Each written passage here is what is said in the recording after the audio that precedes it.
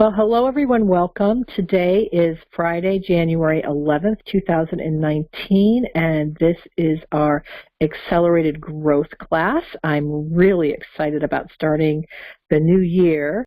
So I had some things I wanted to share with you about this class because I've done a lot of restructuring for 2019. So let's start with the purpose. The purpose of this Accelerated Growth class is to keep you growing and working on the things that will really change you. And what I mean by that is everything else that we work on, our personal productivity, our businesses, getting out there and networking, people issues, all of it is important. But the stuff that's really going to change you is your inner growth. And what I mean by your inner growth is not being trapped by the ways that you get into your own way. And meaning all of us, we all get in our own way. But what is unique about Aspyrre is that we have this accelerated growth program, and what it allows you to do is see how you get in your own way, and in a very safe and comfortable but also kind of enlightening way, filled with ahas along the journey. It helps you kind of untrap yourself, because really most of the traps that we experience in life are created by our own belief system. So it helps you recognize that those beliefs are beliefs and not necessarily the truth, and that they can be changed. But changing beliefs that have been ingrained since you were a little kid, it takes time. And so the program that we've designed helps you identify the beliefs, helps you get your needs met, and helps you through the process of it. The way that I'm planning on doing it this year is in cycles.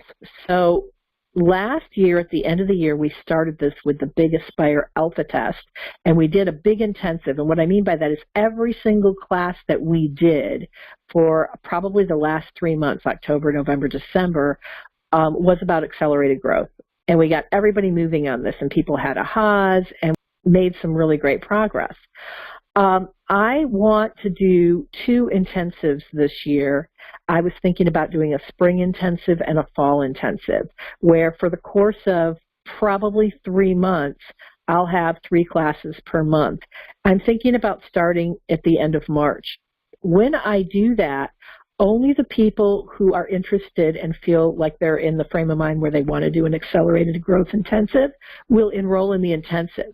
And this class will continue to go on every Friday for people who want to continue kind of in what we call the plateau stage. And actually, so that you know what I'm talking about, I'm going to go to another PowerPoint here and give you some context. So that will be here. So if we look at our accelerated growth process, there's 10 stages. The first stage, which a lot of people are going to stay in for a really long time before they even attempt any of this other stuff, is the trigger log.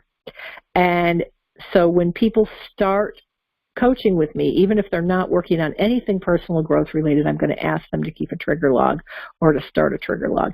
But they might dabble in it, and it might take them months before they actually start getting some insights that make them want to go and do some of this deeper stuff.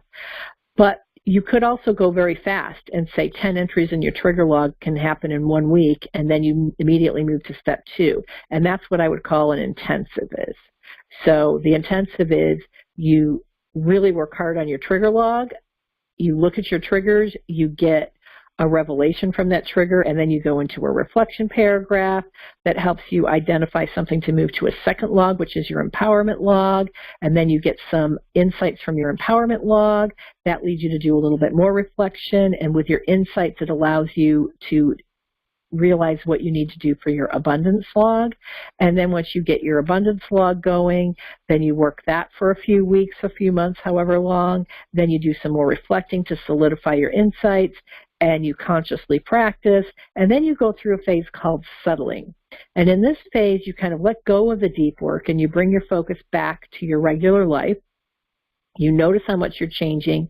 You can, log things in your trigger log, but basically what you're doing is you're translating everything into your day-to-day life. So you're living your normal day life, but you're just doing it with a little bit more awareness. Like, oh, that was a trigger. I wonder why I was triggered. Oh, there's that belief again. But how can I rethink that? And so you're having these awarenesses, but you're just having them through the course of your day. You're not like in the intensive part of the program. So for those of you who are just starting this class and are kind of like, oh, what's a trigger log? This is what a trigger log looks like. And you can ask me to send it to you at any time, but this would be your starting place. So let me go back to today's class. So from now until March, we're going to go into the settling in phase. So what is your focus during the plateau or settling in phase?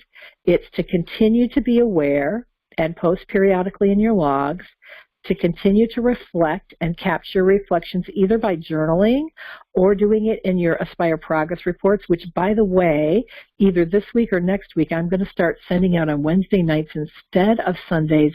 I'm changing the whole format of it. I'm going to call it Wednesday Reflection, and I'm hoping that it'll change it from a chore for some people to just an opportunity to reflect and either share with me or not share with me.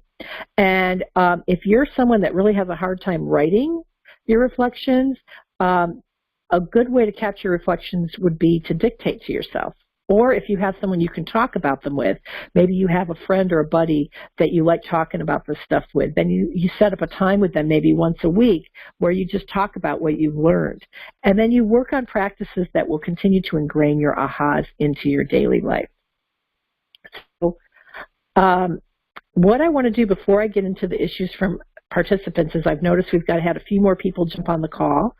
So now that we've got pretty much probably everyone that's going to come on the call, I'm going to turn off the recording and we're going to do an introductory round robin where I can see where everyone's at, and then we will move forward and turn the recording back on and get to the nitty-gritty and the topics of the class today. Okay, so those of you who are listening to the recording, we just did our round robin where everybody shared kind of where they were at in their process and this year. And there's a few themes that came up that I wanted to just acknowledge and talk about. One of them was that a lot of us are having kind of an especially triggered week. And, you know, we've sort of joking about it being the first week after the holidays and stuff like that, but a lot of people felt like they had that in common. So if you're listening to this and you're feeling it too, know that you're not alone. A second theme that I heard, a couple people brought up the year in review, and usually around this time of year I have a year in review call, and I didn't, but a few things that came up. So when you are versus are not compelled to do the year in review, I wanted to address that. One person said that this year is the first year for a lot of years that they are not going to do the year in review, because if they actually look at what they did last year, so many things came up after that were surprises that it was almost completely irrelevant. And so I wanted to let you know about the year in review, that sometimes you're not going to want to do it. And sometimes, as someone else mentioned in the round robin, you are going to want to do it. It's good. You're going to feel like this is the time to do it. So even though it's called year in review, I think we only use the season of the new year as a prompt to remind ourselves of it. And I want to tell you and give you complete permission to use your instincts about when you do these exercises and when you don't. So when I give you exercises, and even when I send you the weekly reflection, I'm calling it the weekly reflection now, but the weekly progress report request, that should not be an obligation on your to-do list. The way I want you to look at that is as an invitation to reflect if you'd like to reflect that week, and to share with me your reflections if you would like to get some feedback or would like to have a connection with me where I'm reading your thoughts and connecting on them. But the thing to use as an indicator is, are you feeling clear? Are you feeling like you're aware of what's going on with you? Do you feel like you're growing? If you feel like you're growing, and you feel like you know what you need to practice, and when you are triggered, you have a thought process that goes, oh, I was triggered just then. I wonder what's going on. Do I have an unmet need? Do I have a story that I'm stuck in? That in itself is great growth, because what it does is it gives you ownership of your reactions to things. And people pre-trigger log, pre-accelerated growth program tend not to have that kind of response when they're triggered. When they're triggered, they just react. And their perception in that moment is that what's happening is happening to them, and that it's a really horrible thing that's happening to them, and they don't have any power in the situation. But when you keep a trigger log long enough, and you don't even have to write it down every time. I've heard over and over and over again from the people in the round robin that they're not writing down every single trigger. Sometimes you might go back and write down the last 5 triggers you remember or something like that. But I'm the same way. I don't write down every trigger. But what happens is when I'm triggered and I go, oh, wow, that's a trigger. I probably should call that a trigger. I'm not realizing that the way I'm responding in this situation means I'm triggered, because that sets off a cycle in my brain now that's pretty ingrained, which is if I'm triggered, it's coming from me. It's not coming from these other people in the situation. It's not their problem. It's my problem, but that gives me power. So I don't do it in a blaming way, a self-blaming way. I say that gives me power. If I'm triggered, wow, something's going on within me that's causing this bad feeling I'm having, or that's causing this behavior that I'm sinking into, or whatever it is. And then I get curious about what that is, and I start to think about it a little bit.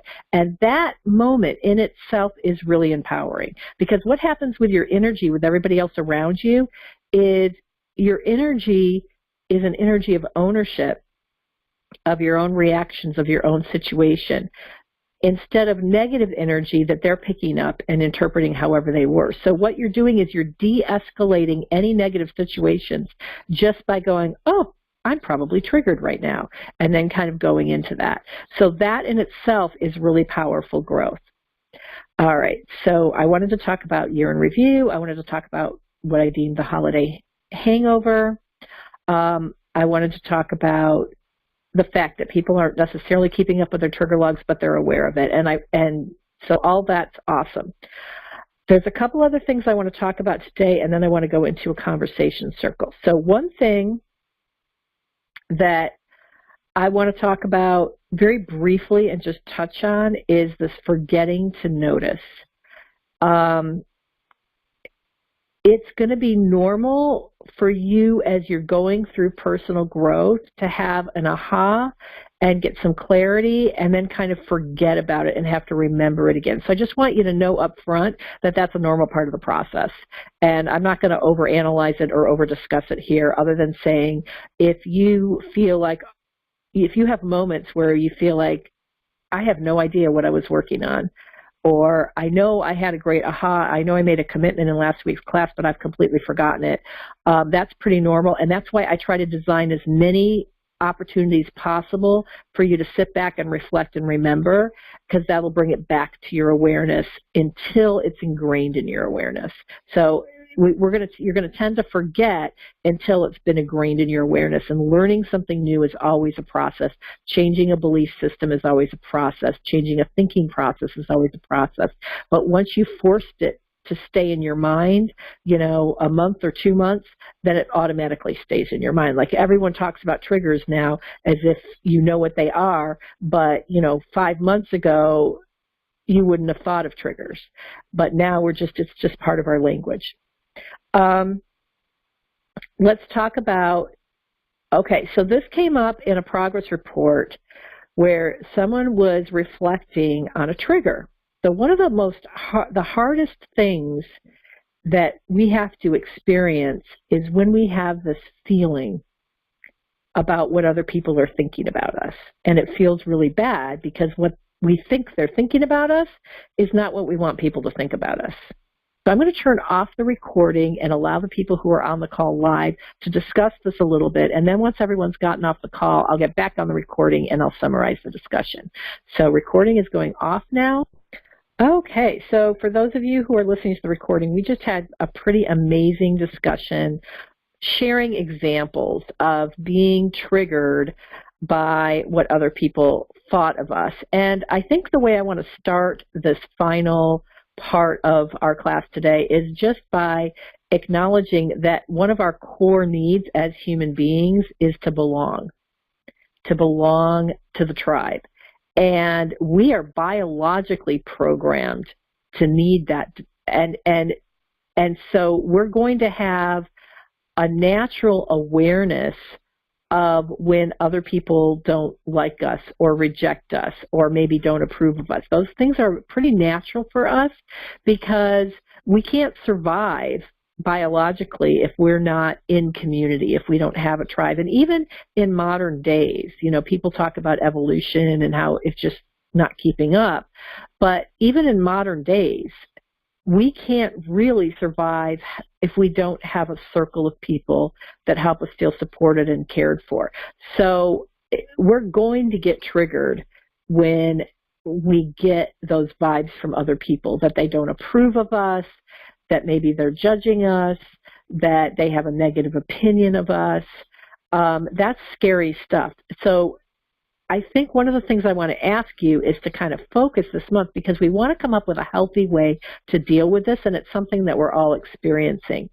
So one of the things I wanted to do, there's lots of questions on the screen, but one of the things I want you to think about, and I'm going to leave the questions up for just a bit so you can think about it.